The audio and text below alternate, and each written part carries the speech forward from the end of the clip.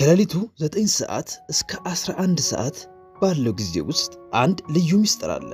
ጊዜ የሚዘገይበት የዚህ ዓለም ጫጫታ ጸጥ የሚልበትና መለኮታዊ ዝምታ ምድርን የሚሸፍንበት ሰዓት።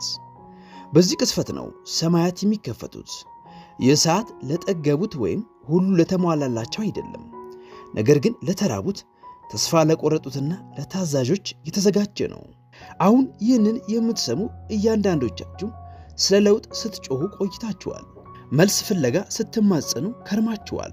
በትዳራችሁ በልጆቻችሁና በነፍሳችሁ ውስጥ መውጫ ቀዳዳንና የሰማይን ጣልቃ ገብነት ስትጠብቁ ነበር። ነገር ግን በሩ አልተቆለፈም ብላችሁስ? ዓለም ተኝቶ ሳለ እናንተ መታችሁ እስክታንኳኩ ብቻ እየጠበቀ ቢሆንስ? ለዚህ ነው እስከ መጨረሻው አብራችሁን መቆየት ያለባችሁ። ምክንያቱም በሺዎች የሚቆጠሩ ሴቶችን ሕይወት የቀየረን አንድ ምስጢራዊ የሆነ ጸሎት ልሰጣችሁ ነው። ዲያብሎስ እንድትጸልዩ የማይፈልገው ጸሎት፣ ሲኦልን የሚያርበደብድ ጸሎት።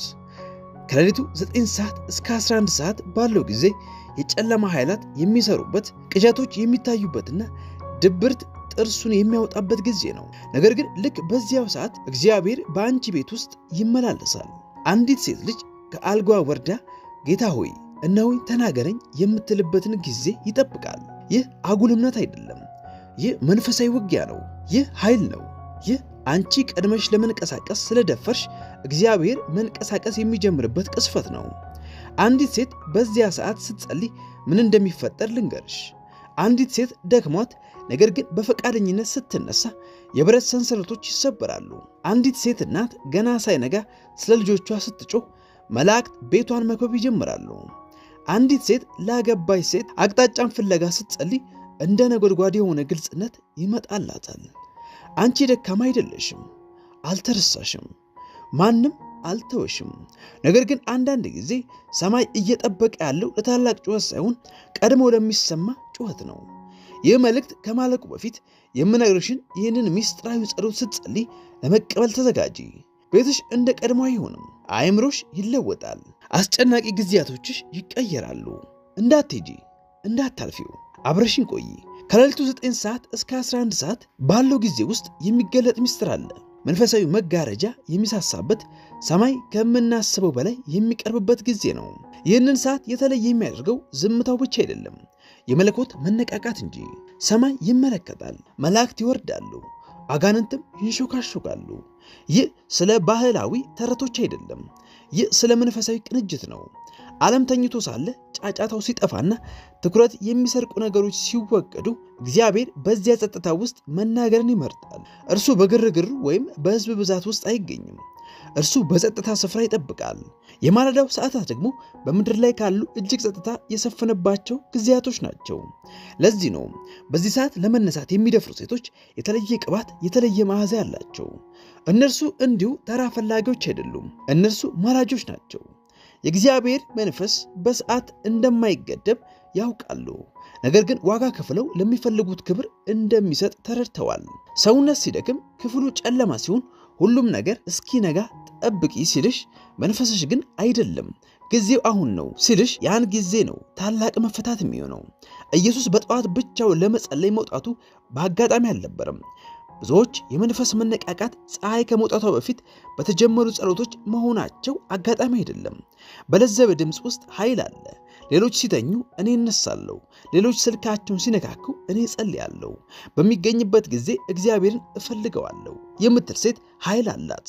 ምክንያቱም በእነዚያ ሰዓታት ሰማያት ክፍት ናቸው። ከ9 ሰዓት እስከ 11 ሰዓት ያለው ጸጥታ ተራ አይደለም።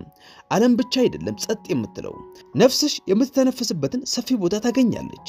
በእነዚያ የተቀደሱ ሰዓታት እግዚአብሔር የሚፈልገው ጩኸቱ የሚጎላውን፣ ጉልበቱ የጠነከረውን ወይም ሁሉም ነገር የተሟላለትን ሰው አይደለም። ነገር ግን ጌታ ሆይ እነሆኝ የሚለውን ሰው ነው። ሴቶች ከእግዚአብሔር ልብ ጋር ጥልቅ ትስስር አላቸው። በማለዳ ተነስተው ሲጸልዩ በመንፈሳዊ ዓለም የሆነ ነገር ይንቀሳቀሳል።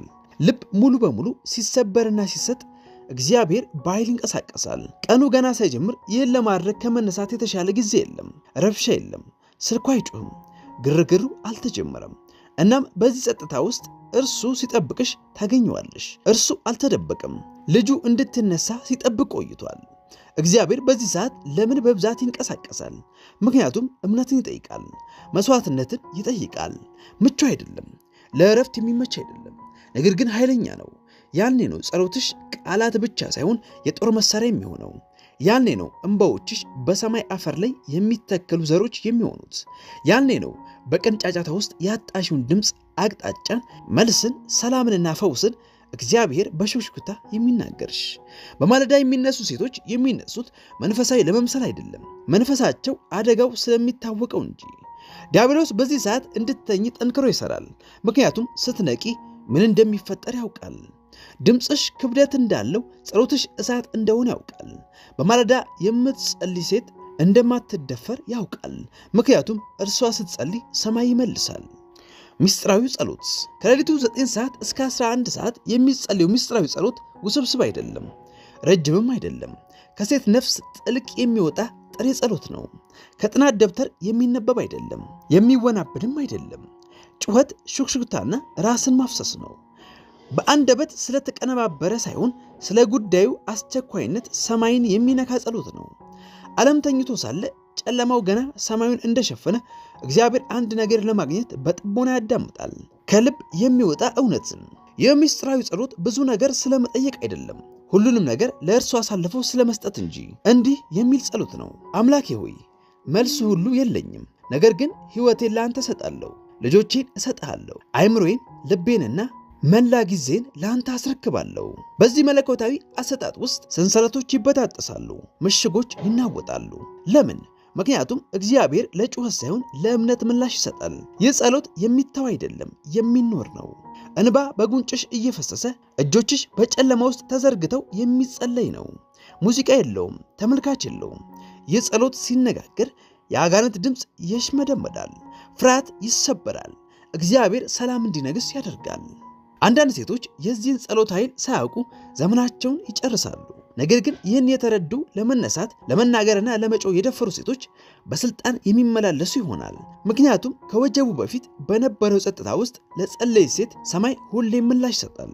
እነዚህ ሴቶች በተራ ስሜት አይዋዥቁም፣ በቋሚ ፍርሃት ወይም ጭንቀት አይኖሩም። በጸጥታው ሰዓት ሕያው የሆነውን አምላክ አግኝተዋልና ሕይወታቸው የእግዚአብሔር ኃይል ምስክር ይሆናል። ሊበጠስ ምንም ያልቀረው ትዳራቸው አዲስ ጉልበት ያገኛል።